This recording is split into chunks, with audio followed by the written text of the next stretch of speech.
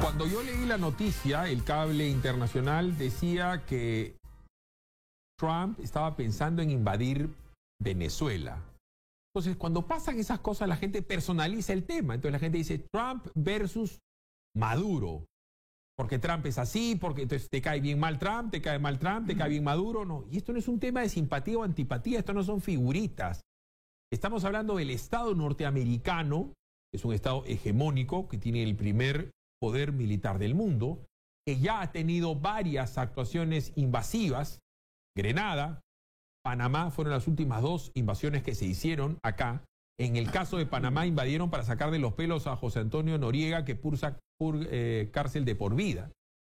Las dos invasiones que hacen los presidentes Bush padre y Bush hijo hacen invasiones a Irak, que tiene también un vastísimo territorio grande, rico en petróleo como Venezuela, y tenía una armada muy grande. Hay una noticia que dice Irán amenaza con golpe petrolero, quieren cerrar el estrecho de Hormuz. Irán es un aliado político y militar de Venezuela y Venezuela ya tiene harto no solamente a Estados Unidos sino a toda Latinoamérica. Perú tiene un liderazgo continental para con la dictadura de Venezuela. Acá en el Perú cobijamos a cuando menos a 350.000 venezolanos. Entonces hemos invitado al ex canciller, al doctor Luis González Posada, para que nos explique qué tan serio puede ser esto, qué tan cierto puede ser. ¿Militarmente podía atacar Estados Unidos a Venezuela? Doctor González Posada, buenos días. Buenos días, Fili, gusto saludarte.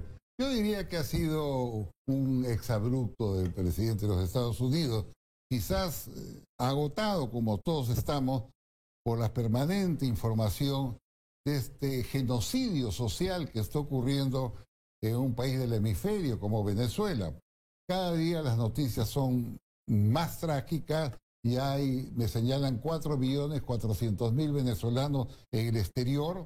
En América Latina hay 2,5 millones. Por la frontera siguen saliendo miles de personas dando el espectáculo triste y terrible como el que hemos visto en televisión, por ejemplo, en el caso de Siria. Son gentes que huyen desesperadamente, no solo de una represión, de un gobierno corrupto e incapaz, sino también del hambre, la miseria, la falta de alimentos, de medicina, la inestabilidad absoluta que ocurre en este país. Solamente ayer leía dos informaciones, ¿no?, del diario El País de España. Una donde señalaban que el sueldo mínimo en Venezuela en dólares es casi $1.20 al mes. $1.20 al mes. Y que la inflación y el caos económico es tan grande que ellos decían que para comprar una lata de atún, una latita de atún, ¿no?, es el equivalente más o menos a 3 millones de litros de gasolina de 91 octanos. ¿Cómo? El precio de una lata de atún, si tú compras, es el mismo precio que tú pagas, ¿no?, por una gasolina que es regalada. El precio se calcula de la lata de atún en 1 millón de litros de gasolina de 97 octanos. Ahí te regalan la gasolina en Venezuela. De gasolina es tan caro una lata de atún que si lo comparas con la gasolina que regala. El precio de la gasolina no existe. Claro. Es realmente regalado. Es parte de una crisis monumental donde el salario es el que te he dicho, $1 al mes, donde hay carestía, desabastecimiento. Entonces, yo creo que yo interpretaría lo que dijo Trump en ese sentido. Evidentemente nadie respalda esa idea, ningún país latinoamericano la va a respaldar. Y quedó en eso, en una idea que expresó un enojo y ahí se cerró la puerta, ¿no? A ver, canciller, vamos por parte. Cuando pasó lo de Grenada, se dijo, no, pues como Estados Unidos, la potencia bélica más grande del mundo, se va a meter a pelearse por una islita que es un islote, que no tiene ni petróleo, ni oro, ni nada, que ni siquiera tiene bancos como podría ser las Islas Vírgenes Británicas, nada. Ok, y pasó. Años después, no sé si fue después o antes, Inglaterra, la reina Inglaterra, Margaret Thatcher, está pues con el tema de la perestroika, con el glasnost. Inglaterra estaba con el tema de que ellos no iban a entrar a la Comunidad Económica Europea, iban a mantener la libre esterlina. Están saliendo de una crisis social porque Margaret Thatcher le está ganando al socialismo. ¿Qué se va a estar preocupando Margaret Thatcher con mandar tropas para las Malvinas, unas islas que no tienen ningún valor, ni histórico, ni económico, ni geopolítico? Y mandaron a la Armada Invencible con el príncipe de Inglaterra adentro y destrozaron y amenazaron con bombardear Buenos Aires. Segundo evento que nadie vio. Años después, Panamá, paraíso financiero, un tipo metido con narcotráfico, José Antonio Noriega. No, que está... Invadieron Panamá. O sea, decir hoy día que alguien va a invadir Panamá, no me va a decir, canciller, que eso me parece loco.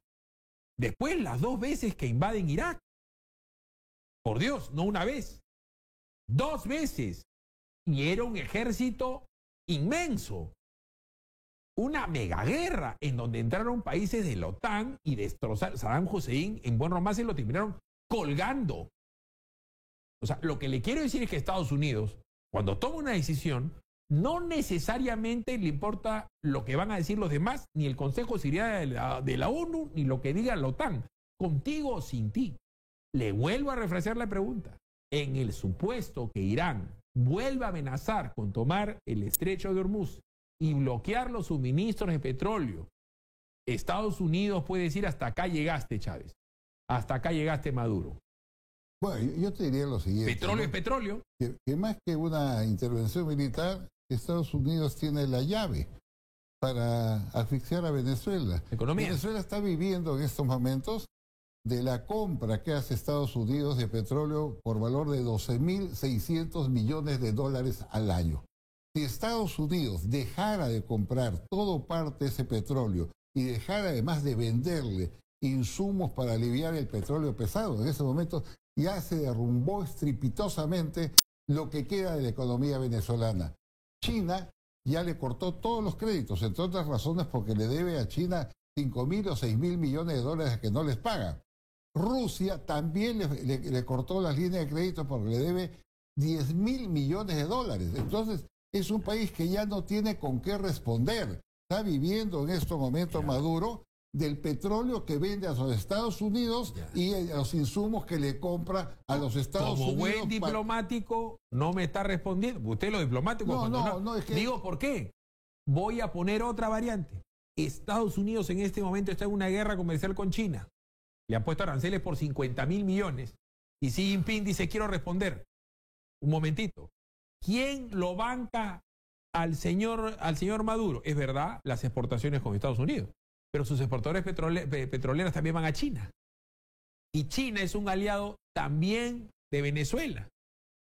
Entonces, yo es verdad, si fuera Bush, claro, lo aprieto desde el punto de vista económico, pero ¿para qué te voy a apretar si me puedo tomar todas tus reservas? PDVSA la toma Estados Unidos y toma PDVSA y murió la flor. Bueno, estamos poniéndonos un caso extremo. Es extremo. Yo no creo que es todo puede ser una hipótesis, ¿no? Pero lo que yo digo concretamente es lo siguiente, ¿no? Hoy día la oposición a una dictadura genocida y corrupta como es la de Venezuela la está liderando el Perú. Esta es la página más brillante de la diplomacia peruana, y lo quiero decir con mucho orgullo y satisfacción, y saludar naturalmente al canciller Popolicio, al ex canciller Luna, a Hugo de Sela, es decir, todos los que están interviniendo en la construcción de una política internacional que defiende principios y valores democráticos. Eso es muy importante que se dé.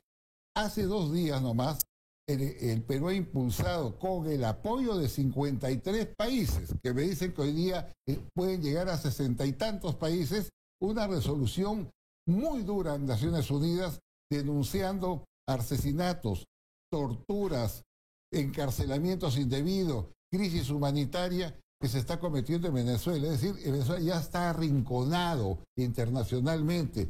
Ahora, a ese arrinconamiento vendrán la suspensión de los créditos de los organismos multilaterales, como el Banco Mundial, el BID, la CAF. No le van a dar más oxígeno a Venezuela si es que no hay un cambio radical que signifique la salida de este gobierno que evidentemente es lo más degradado que ha existido en la historia de América Latina. Entonces yo lo que digo, que ante la alternativa de la guerra, esta es la alternativa, hoy se da por vez primera, porque antes no ha visto nunca, ni en el caso de Panamá, ni en el caso de Guyana, que ponías como ejemplo, ni en el caso de Nicaragua, una reacción masiva.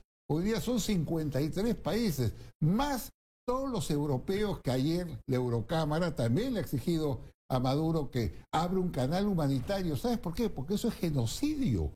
Está muriendo la gente y el señor no quiere recibir medicinas ni alimentos.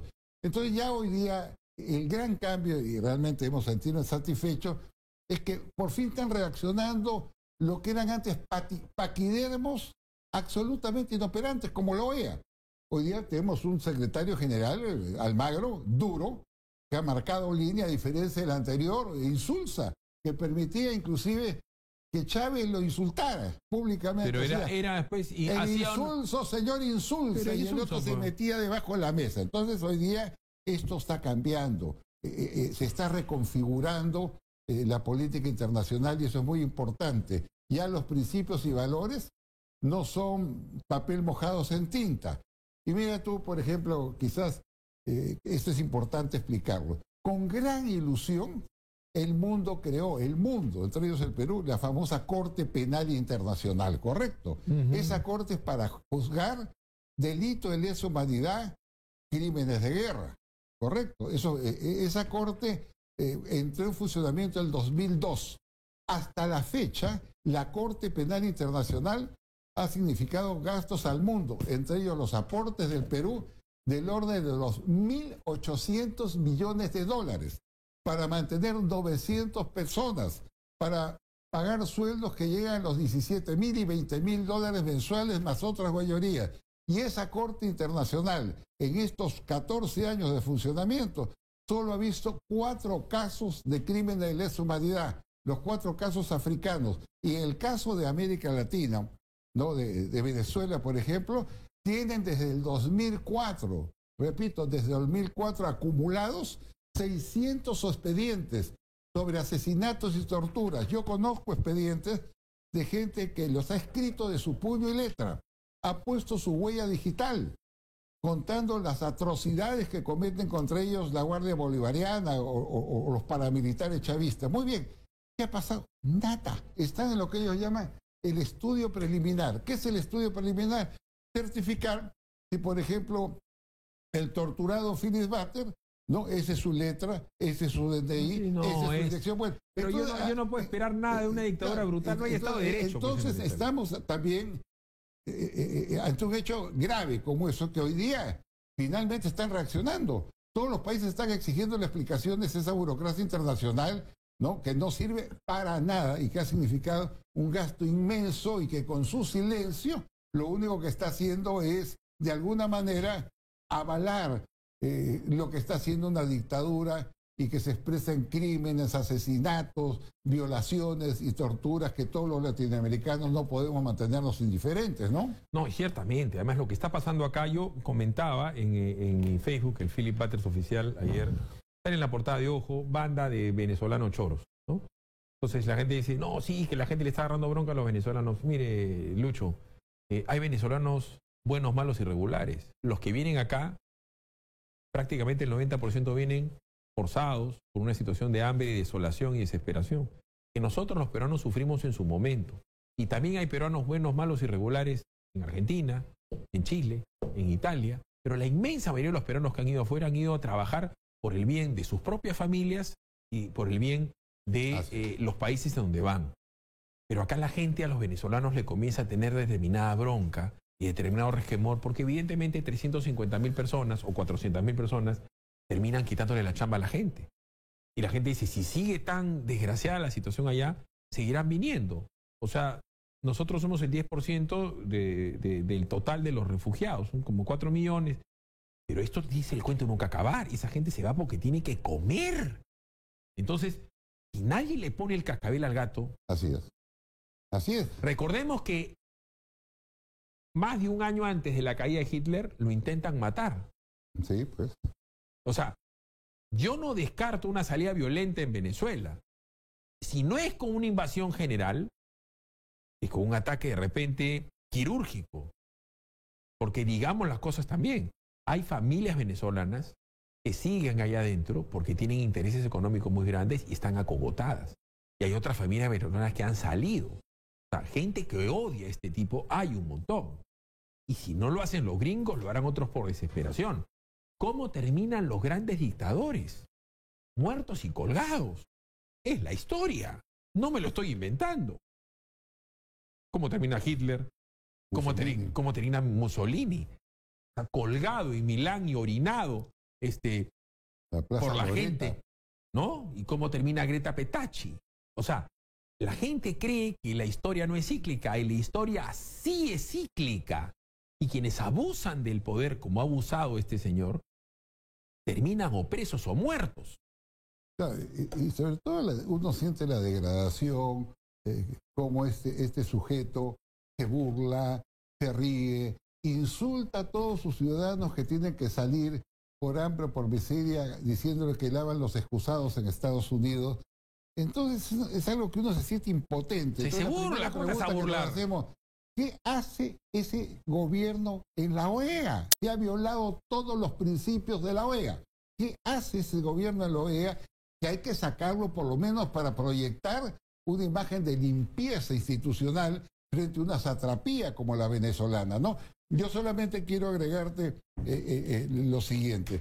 La gente se va exasperando, la violencia tiene un límite, las familias sufren, y todos los latinoamericanos ya sentimos el impacto de la crisis porque una parte muy importante de la población venezolana se desplaza a Chile. En Chile hay una cantidad similar a la del Perú, más unos 80.000 haitianos. Se desplaza al Perú, a Ecuador. Bueno, en Colombia, ¿qué decir? En Colombia hay casi 1 millón de venezolanos.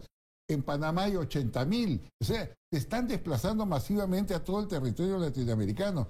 Es la migración más grande, Félix, la más grande que ha existido en la historia de la región, muy superior a la cubana, por ejemplo. Cuando entonces, vinieron los cubanos acá, nos llamó la atención. Chiquito, ¿no? Claro. No, los cubanos en total se estima que salieron de Cuba en todo el periodo 500.000, no más. Claro. Entonces, estamos ante una situación de que lo que ocurre en Venezuela rebota en nuestros países. Por eso decía inicialmente que ya hay una reacción internacional de organismos que antes estaban pintados en la pared y que no hablaban por temor a que lo insulte este señor, pues te llenan de insultos y de amenazas, ¿no? Y que hoy día sí están reaccionando y con ello están finalmente elevando los principios y valores que están en sus cartas constitutivas, ¿no? En hechos reales. Vamos a ver cómo se avanza en este gran drama humano que todos los días lo vemos y que también lo padecemos. Vámonos a la pausa, son 8 de la mañana con 32, Quique. A ver, hemos estado conversando con el canciller González Posada acerca de la probable invasión militar de Estados Unidos, comandado por las tropas por Trump, a la Venezuela de Maduro. El canciller considera que esta es una bravata, que se puede haber ido de boca, pero Trump es Trump. Yo considero que es posible, y la situación no se controla en Venezuela, pero creo pues que hay un detonante de geopolítica mundial ante la posibilidad de que Irán, que es un aliado del eje de Caracas, se le ocurra tomar el estrecho de Hormuz, porque además China, que es un aliado también de Caracas, se está peleando arancelariamente con los Estados Unidos. ¿Qué opina Nancy Arellano, al margen de lo que ella pueda querer para una Venezuela libre como venezolana? ¿Tú, Nancy, crees que es posible una invasión militar o que es un exceso de Trump? Mira, creo que definitivamente sí hay una posibilidad de una escalada, ¿no? No creo que llegue a la acción militar propiamente debido a la cercanía geográfica del conflicto. Por otro lado, como bien dices, la cercanía del gobierno venezolano con China. Creo que un enfrentamiento bélico entre Estados Unidos y China sería absolutamente desastroso, ¿no? Mucho más entendiendo todas las implicaciones comerciales, por lo que sería realmente pues difícil que eso ocurra, y creo que esa es la razón por la cual también de una manera estratégica el gobierno venezolano, de una manera estratégica y maquiavélica, el gobierno venezolano ha venido estrechando e hipotecando el país cada vez más a China. Hace 4 días, mal no recuerdo, otro préstamo de $5.000 millones le ha dado China a Venezuela. Estamos hablando de que ya hay una deuda pues que escala más de los $70.000 millones. Entonces los intereses económicos de China están puestos en Venezuela desde hace rato a través del Fondo Chino Venezolano y difícilmente, insisto, se pueda llegar a una confrontación entre estas dos potencias. Ahora, Nancy, estamos acá con el canciller González Posada y hemos nosotros sabido de invasiones a Grenada, invasiones a Panamá, de cuando Inglaterra invade las Malvinas, de cuando Estados Unidos invade en veces consecutivas las famosas guerras del desierto y demás ataques quirúrgicos como el que le hacen a Osama Bin Laden. ¿Tú crees que al margen de una guerra puede haber un ataque quirúrgico? También te hago recordar que en el momento donde supuestamente Hitler mandaba en Alemania, se coordinó para un atentado porque los alemanes se dieron cuenta que este tipo estaba loco y que los iba a llevar al desastre. Es decir, la historia reciente y la antigua te dice que los dictadores terminan muertos y colgados. Se llame Osama Bin Laden, se llame Benito Mussolini, se llame Muammar Gaddafi. Puede terminar habiendo una revuelta violenta, y con esto termino una pregunta que es bastante amplia y espero que seas amplia tú. ¿Los militares venezolanos se le podrían voltear a Maduro?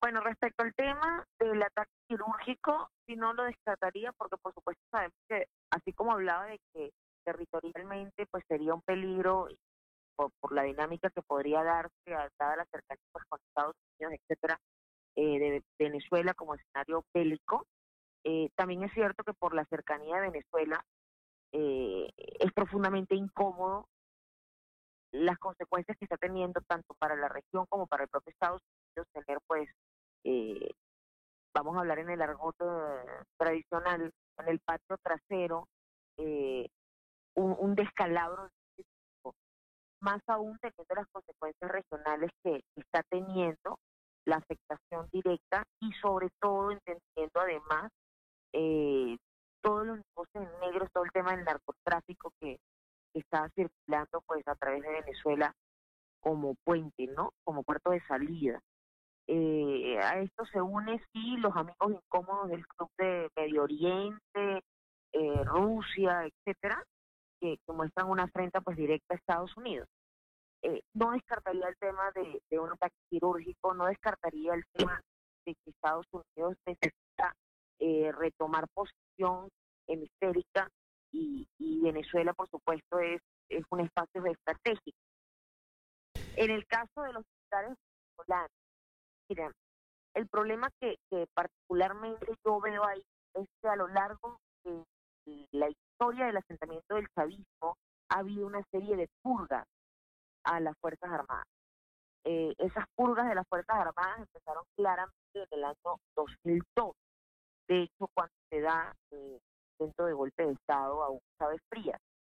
En aquel momento el parador fue el nombramiento de José Vicente Rangel, un civil, como ministro de la Defensa, porque en Venezuela había una tradición de que el ministro de la Defensa ser militar. Eso fue una afrenta directa pues a todo el núcleo castrense.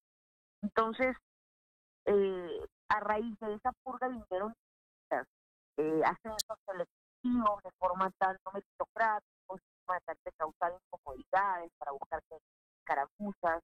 Después estuvo todo el tema de los militares de Altamira. Después de eso ha habido varias acusaciones de intento de magnicidio, etcétera, donde han ido buscando a militares del cuerpo castrense. Incluso recientemente, hace prácticamente 3 semanas, también se desarticuló un grupo de militares que estaban conspirando, etcétera, ¿no? Yo creo que entendiendo que este es un gobierno que es golpista, muy probablemente sabe medir muy bien a los golpistas, porque no podemos olvidar que este es un gobierno de gente que intentó 2 veces sacar del poder a un gobierno democráticamente electo por el gobierno de Carlos Andrés Pérez. Entonces vamos a ver si aún Arias Cárdenas es un golpista. Entonces ellos se han dedicado pues justamente a buscar cualquier avanzado, cualquier intento de que los militares respeten a la Constitución. Es más, hasta el sol de hoy las declaraciones del gobierno venezolano, los ascensos que se dieron hace 4 días, porque no hay dinero para las oficinas, no hay dinero para avanzar en las obras sociales, no hay dinero para pagar las pensiones, no hay dinero para los maestros, hay huelga de profesores en Venezuela, hay huelga de universidades en Venezuela, hay huelga de médicos en Venezuela, hay huelga de sindicatos en Venezuela, hay huelga de jubilados en Venezuela, pero sí hubo 17.000 militares ascendidos hace 4 días. Y esos 17.000 militares ascendidos no es ni por respeto a la ley constitucional, ni por respeto a la Constitución, sino por fidelidad a Maduro. Y así mismo lo declaró el ministro de la Defensa, y así mismo lo declaró el propio presidente, bueno, entre comillas, Maduro, diciendo que estaba pretendiendo la lealtad a la revolución. Correcto, Nancy, ha sido muy amable. Para la próxima ocasión que hablemos con Venezuela, no solamente vamos a llamar a Lucho González Posada y a Nancy Arellano, sino a un psiquiatra, porque la verdad solamente puede ser entendido lo que está pasando en Venezuela como un tema de una enfermedad mental colectiva. Ha sido muy amable. 8:46, vamos a una pausa, regresamos con el canciller González Posada para hablar de un tema que algunos medios lo están tomando con algún desdén también, ¿no? Esto del Parque de los Héroes de la Democracia. Acá los sectores de izquierda y de ultraizquierda, primos hermanos de Sendero Luminoso y del MRTA, quieren tomar la conciencia de los jóvenes, y en algunos casos lo están logrando, con un lavado de cerebro diciéndonos que vivimos un conflicto armado interno. Y que Abimael Guzmán y Polay no eran tan malos como parece, sino que ellos están enfrentando una lucha social porque el proletariado, porque el abuso, porque el afrofujimorismo, porque patatín, patatán. Y eso está en los textos escolares del Ministerio de Educación. Solamente por eso debería ser el ministro interpelado y expectorado. ¿Cómo que varias versiones de lo que fue terrorismo en el Perú? ¿Quiénes son los héroes de la democracia? ¿Cuántos miles de peruanos murieron a mano de la sanguinaria idea de que había que matar al otro porque pensaba diferente a ti? Encarnada por Abimael Guzmán y por Polay. Con tanto primo hermano en medio de comunicación, con tanto primo hermano de ellos en el Ministerio de Educación, en el Ministerio de Cultura, en el Ministerio de la Mujer, en el MIDIS. Señor Vizcarra, esto es algo serio. Vámonos a la pausa. Vamos a hablar de esto con Luis González Posada, 8:47. Ya viene a Tito Alvites para hablarnos de esto del apóstol de sexo selvático. Y viene Fernando Armas también. De todo en Exitosa, la radio del Perú. Y los sectores de izquierda y de izquierda, primos hermanos de los terrucos, dicen, ¿y quiénes son los héroes de la democracia? El papá de Víctor Andrés García Belaúnde, el doctor García Rada, baleado, acribillado, era presidente del Jurado Nacional de Elecciones. Orestes Rodríguez, ministro de Trabajo aprista. Enrique López Albújar. Juan Valer Sandoval. El teniente Jiménez, el doctor Yusti La Rosa. ¿Cuántos cientos de alcaldes de Acción Popular? ¿Cuántos ingenieros agrónomos? ¿Cuántos policías? ¿Cuántos militares? ¿Cuántos ronderos? ¿Cuántas mujeres? ¿Cuántos apristas murieron por defender su municipio, su regiduría, su gobernación? Y todavía preguntan, Luis González Posada, ¿quiénes son los héroes de la democracia? Algo realmente insultante a estas alturas. ¿Quiénes son los héroes de la democracia? Mire, yo tengo una experiencia. Cuando era congresista, impulsé una ley de mi autoría, la ley 29031, que instituyó el Día de los Defensores de la Democracia, es decir, un día al año, ¿no?, que se rindiera homenaje a militares, policías, ronderos, autoridades o ciudadanos que habían muerto o quedado heridos enfrentando al terrorismo. Una gran medida, saludaba, inclusive la ley establece una condecoración. Y recientemente, por ejemplo, esa condecoración se los dieron a los miembros de la GEIN, ¿recuerdas tú? ¿No? Falta darle a uno de ellos todavía, ¿no? El coronel Benedicto Jiménez, que lo merece, porque los hechos en que a él se le imputaron ocurrieron muchos años después. De que es un héroe, es un héroe. Correcto. Y también le dieron a los miembros de Chavín de Huántar, un hecho que además el país celebró. Esa ley, como te digo, no fue concebida para crear odios, enfrentamientos, sino para honrar a aquellas personas que, en defensa de sus principios, de los valores democráticos, dieron su vida o quedaron discapacitados.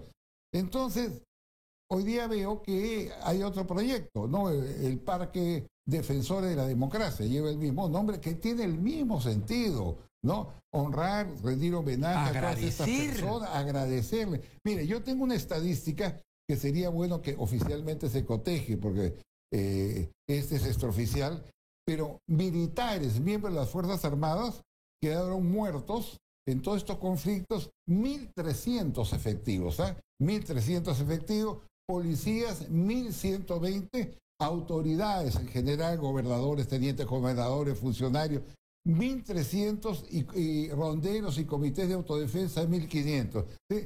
6.800 o 6.900 personas fueron asesinadas. Además de ello, miles de heridos. Mira, yo he visto, como tú también debes haberlo visto, que todos los 28 de julio desfilan marcialmente por el Campo de Marte, en algún caso, la Avenida de Brasil, ¿no? El batallón de discapacitados del ejército, por ejemplo, ¿no? Y el GEIN también ha marchado. Muchachos sin brazos, sin piernas. A uno de ellos le dicen tronquito porque una mina le voló los brazos y la pierna. Pero son gente que se siente orgulloso de haberse entendido al Perú en el conflicto con el Ecuador o, naturalmente, enfrentando al terrorismo. Entonces, vemos desfilar a esta gente con el gran aplauso colectivo, pero lo que es inadmisible es que esos 3.000 o 4.000 combatientes discapacitados no tengan atención de parte del Estado. El hospital militar no tiene ninguna capacidad para atenderlo. Es gente que sufre mucho, que hace colas interminables. No existen siquiera ahí rampas ni equipos de última generación.